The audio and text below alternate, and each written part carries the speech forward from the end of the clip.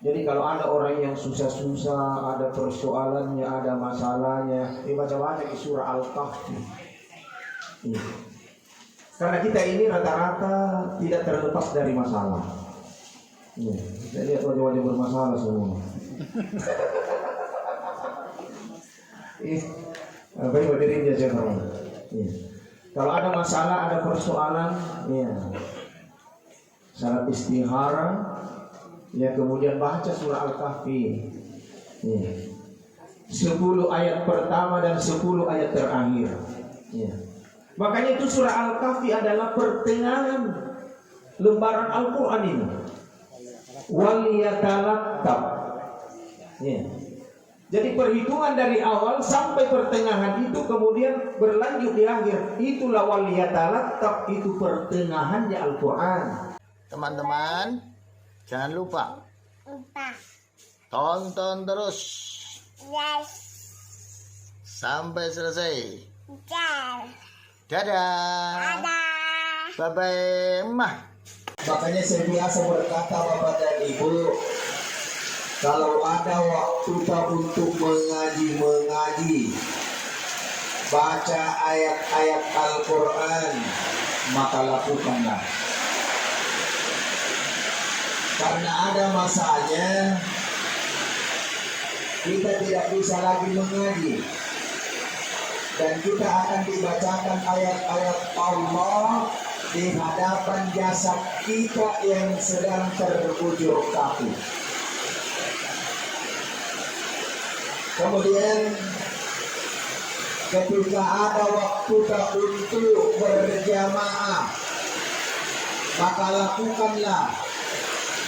Karena ada masanya nanti tidak bisa berjamaah, tidak ikut di belakangnya imam, dan kita akan diletakkan di hadapan imam untuk disalati yang terakhir kali. Ketika kita punya kesempatan untuk beribadah kepada Allah, yang terkadang biasa Bapak dan Ibu dan termasuk almarhum ini disalati di masjid. Sebelum salat duhur diantar ke masjid, digotong, diusung, diantar ke masjid untuk disalati. Kalau malaikat berkata, selamat datang yang pertama dan terakhir kali, tentu ada perasaan malu tak mendengarkan ungkapan malaikat, selamat datang yang pertama dan terakhir kalinya. Nanti meninggal baru menginjakkan dirinya ke masjid. Hadirin yang saya hormati, ini gambaran Pak. Makanya ketika kita punya kesempatan maka lakukanlah, karena ada masanya nanti kita tidak bisa berbuat. Sehingga dengan kepergian almarhum Bapak dan Ibu, kemudian selesai disalati, diangkat ke atas mobil, bunyi serini merongrong sampai di tempat pemakaman. Setelah tiba di tempat pemakaman, pengusul jenazah diturunkan dari mobil, kemudian digotong, diusung, diangkat ke tempat peristirahatan sementaranya yang luasnya 2 kali 1 meter. Itu di luasnya yang kita tumpangi Bu, tempati nantinya 2 kali 1. Tidak ada orang yang luas tanahnya berpesan kalau meninggal kan nanti galikan kak 10 kali 10. Mau bikin apa? Yang menanti cuma 2 kali 1 meter. Setelah itu dibuka keranda jenazah, diangkat kita dengan ucapan Bismillah wa ala millati Rasulillah, atas nama Allah dan atas nama agama Rasul sallallahu alaihi wasallam. Dibujurkan kita menghadap ke arah kiblat, gumpalat tanah menjadi bantal. Itu bantal yang ada di keranda Bu. tidak turun di bawah di liang lahat. Masih ingat dengan almarhum Olga, ada bantal kesayangannya. 1 tahun lebih dia bersama dengan bantalnya, hanya sampai di keranda jenazah. Tidak turun. Gumpalan tanah menjadi bantal. Setelah itu dihadapkan kita menghadap ke arah kiblat. Dibuka kain kafan bagian wajah, dimasukkan gumpalan tanah ke dalam mulut. Disitulah akhir kepuasannya manusia. Hadirin yang saya hormati. Setelah itu ditutup liang lahat dengan papan, diuru dengan tanah yang menguru keluarga, handai tulang kerabat, tetangga, sahabat. Tertancap batu nisan tertulis nama. Kemudian ditaburi bunga, disiram air, dibacakan talqin. Dirinya saya hormati. Tertancap batu nisan tertulis nama Agus Purwanto. Yang terkadang menjadi tradisi Pak Bu. Iya, kalau orang Luwu di sini, orang Palopo, tradisinya itu hari ketiga pergi ke ziarah kubur itu. Iya. Begitu juga orang sama. Iya. Datang disiarahi, datang dikunjungi. Disinilah tempat peristirahatan sementara, kata Sri Fatimah beserta dengan 2 anaknya. Disinilah tempat peristirahatan suamiku. Disinilah tempat peristirahatan orang tua bapakku. Dari anaknya Bapak dan Ibu. Setelah itu Bapak dan Ibu kita kembali. Makanya saya biasa berpesan Pak Bu, ketika kita pergi mengantar jenazah, ya, maka keluarga dekat jangan terlalu cepat pulang. Tinggal dulu di sini. Doa-doakan, baca-bacakan Al-Quran. Karena tidak berani itu mungkar nakir langsung merapat ketika ada orang yang doakan, ada orang yang mengaji di atas. Ya, tidak berani. Ya.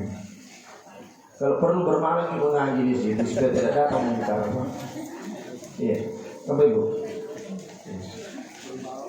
Makanya ketika ada orang meninggal Pak, jangan ingat akan salahnya, jangan ingat akan dosanya, maka kita harus ingat kebaikannya.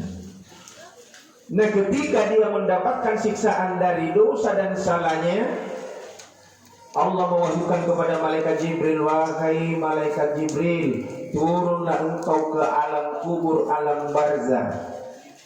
Sampaikan kepada Munkar dan Nakir bahwa penting dulu siksaannya Agus Purwanto, karena ada yang menyebutkan akan kebaikannya. Tapi kelemahan kita kalau ada orang meninggal langsung diingat salahnya, dosanya, kekurangannya. Berarti kita sendiri yang menjerumuskan keluarga kita untuk mendapatkan siksaan dari Allah. Sampai berdirinya sahabat. Almarhum meninggal di hari apa ini? Hari Ahad, Rabu. Malam Rabu. Jadi sudah ada malam Jumat dilewatkan. Iya. Sudah. Itu roh datang ketika di malam Jumat. Malam keberapa itu malam Jumat? Malam ketiga. Malam ketiganya datang rohnya itu almarhum Agus Purwanto. Andai ada yang difungsikan indra keenam untuk melihat itu, pasti kita lihat dan pasti terasa. Sri Fatimah pasti ya, timbul dalam hatinya ketika malam suaminya datang. Ya. Terkadang hanya terlintas. Ya. terlintas dalam pandangan mata. Biasa itu ada seperti itu. Biasa ada di sampingnya istrinya, tidak tahu istrinya bilang ada Pak suamiku datang. Ya. Karena dari rumah ke kubur Bapak dari itu. Ya. Setiap malam Jumat itu dia datang. Jangan kita mengira rohnya almarhumah ini malam tidak ada di sini, ada di sini. Ya. Ada di sini Pak. Datang mengintai, melihat aktivitas. Merasa gembira dia. Karena ibu majelis taklim tadi telah yasin tahlil. Ya. Gembira perasaannya. Dirinya sama. Andai ada yang difungsikan indera keenam untuk melihat tadi itu almarhum ada. Ya. Kalau seperti ini lihat itu, seperti ini lihat juga. Cuma tidak bisa berbahasa. Ya. Ya. Apa yang berdiri dari hormat? Dari rumah ke kubur. Mengintai apa aktivitas keluarga. Bapak Ibu hadirin yang saya hormati dan saya muliakan. Apalagi sekaitan dengan malam ke-7. Iya. Saya tidak menakut-nakuti ini. Itu dalam proses hancur jasad di alam kubur. Jasad hancur Bapak dan Ibu. Itu malam pertama sampai malam ketiga itu jasad sudah mulai bengkak. Kalau orang sini bilang boro-boro, kalau orang Luwu bilang kambang-kambang, kalau orang Jawa Mas bilang bengkak ya. Ya. Mulai melembung. Gelembung, Ya. Melembung. melepuh. Ya. Oh. Ya. Melembung, melempong. Itu jasad hancur itu malam pertama sampai malam ketiganya.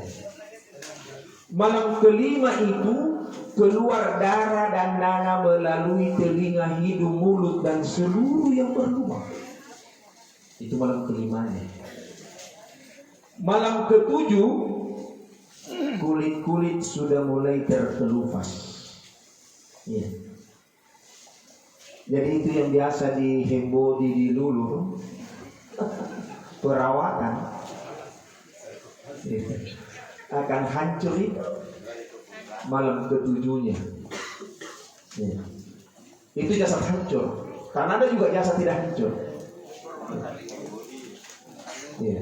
Lulur heboh ini yang tidak mau dikasih kena pancaran sinar matahari langsung karena hitam nanti. Ya. Kemudian malam ke-14-nya daging-daging akan bercampur dengan kain kafan. Ya. Itu malam ke-14. Ya.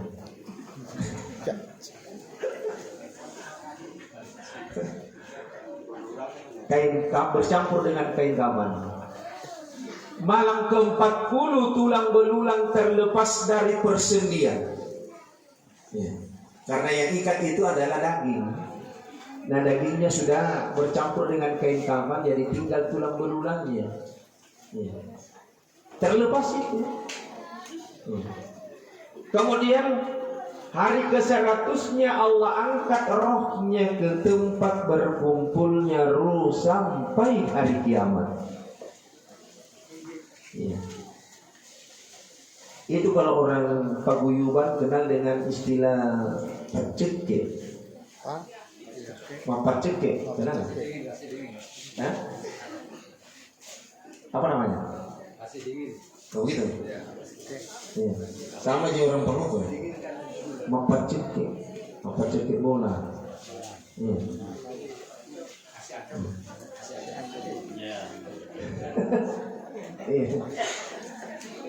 Kalau tradisi itu Pak, tradisi kebiasaan yang tidak bertentangan dengan syariat Islam. Ya. Tradisi atau kebiasaan yang tidak bertentangan dengan syariat Islam. Kalau istilah kami di Palopo itu mapaceke. Itu ruh akan keluar dari rumah. Ya. itu biasa tempayan ya, yang diisi air. Kemudian ada kembang api tabang, sama. Kemudian tercekil dingin kalau apa nih? Yang biasa kalau orang sakit kepalanya dia tempel di situ. Apa namanya itu? Sarompas. Bukan. Cocor bebek, cocor bebek. Itu yang biasa tempel di sini orang kalau panas, karena dingin hawanya. Gitu. Ya, ya Bapak Ibu. Nah ketika dipaceke berarti itu keluar. Yang saya baca dalam buku Tuntunan Iman halaman 48 karangan Labib MZ, bagusnya itu di hari ke-100. Kalau malam 40 itu masih tinggal. Ketika dipacek di malam 40-nya keluar dan tidak berani masuk ke dalam rumah. Ketika mau itu susahnya kalau ada rumah yang tidak punya teras. Nah, ada orang meninggal kasihan di situ. Kemudian dipacekik malam 40-nya. Berarti tidak masuk ke dalam rumah, berada di depan, di pinggir. Ya.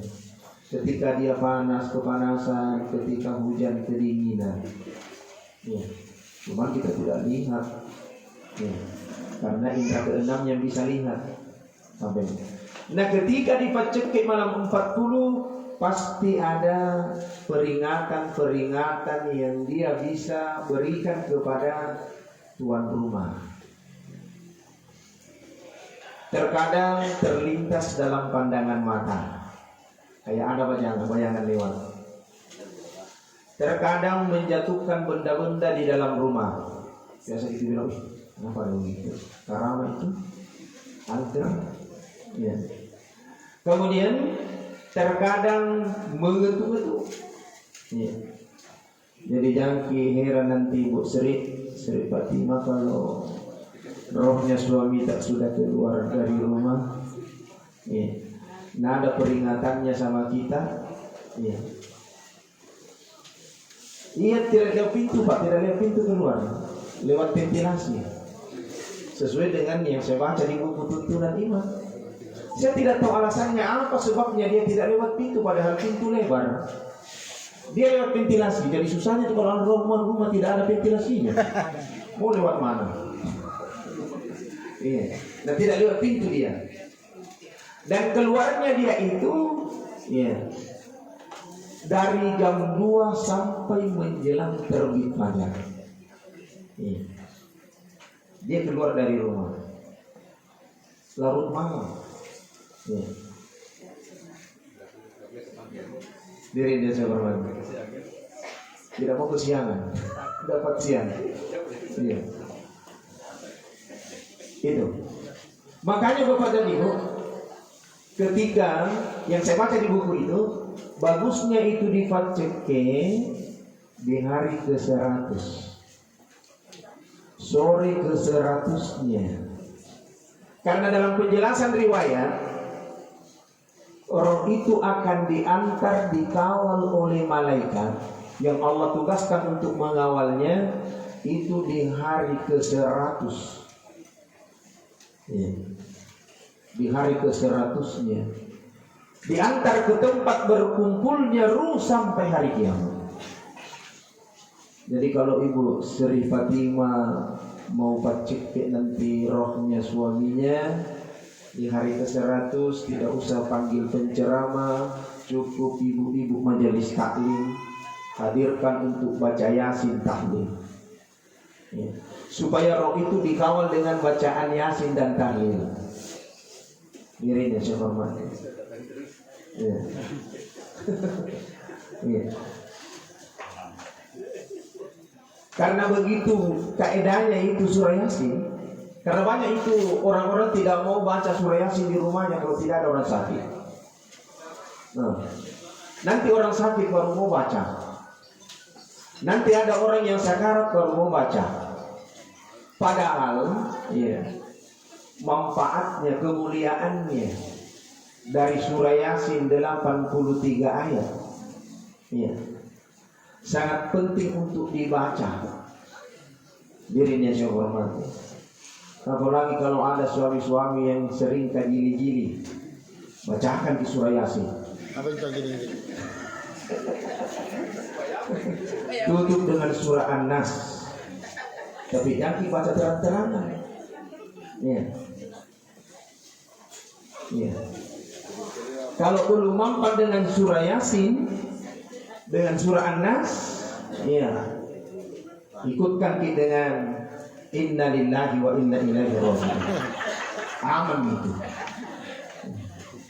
Itu surah Yasin 83 ayat. Kemudian surah yang kedua adalah surah Al-Kahfi. Jumlah ayatnya 110 ayat. Ya.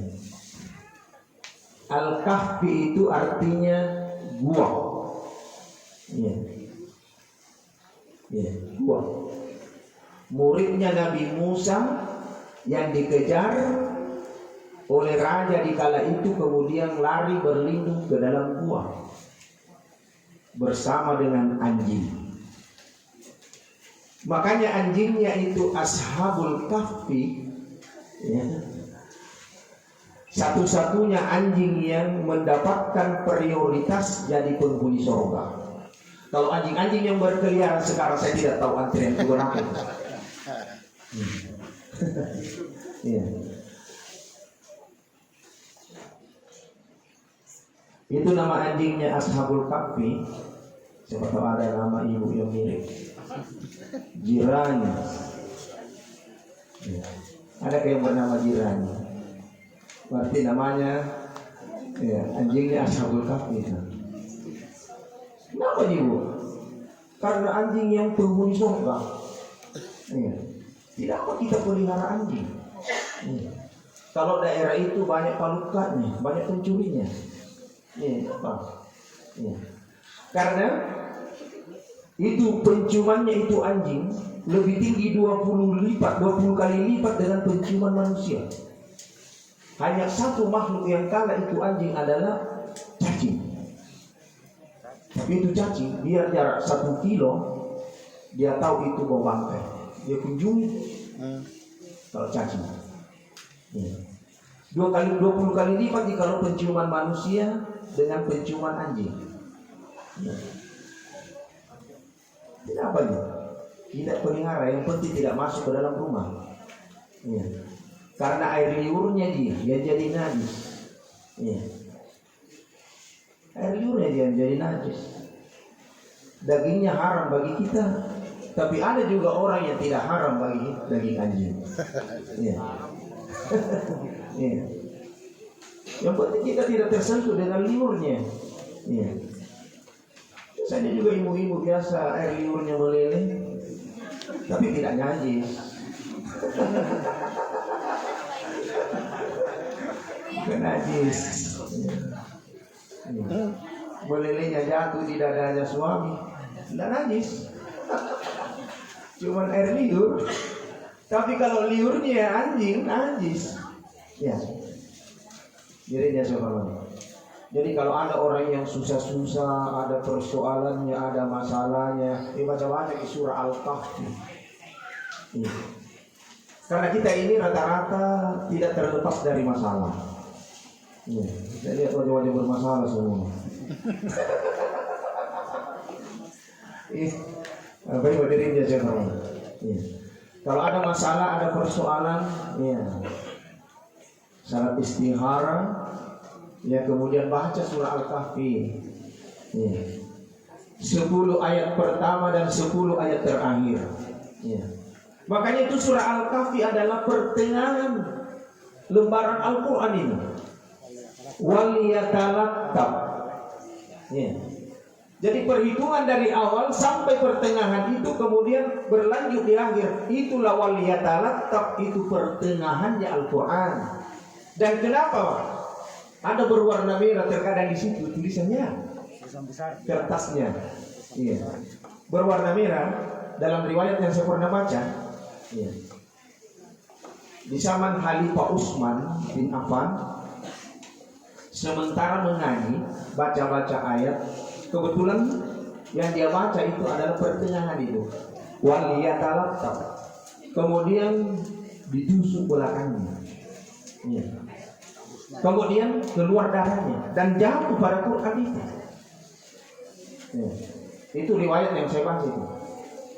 Sehingga bertulis warna merah kertasnya di situ.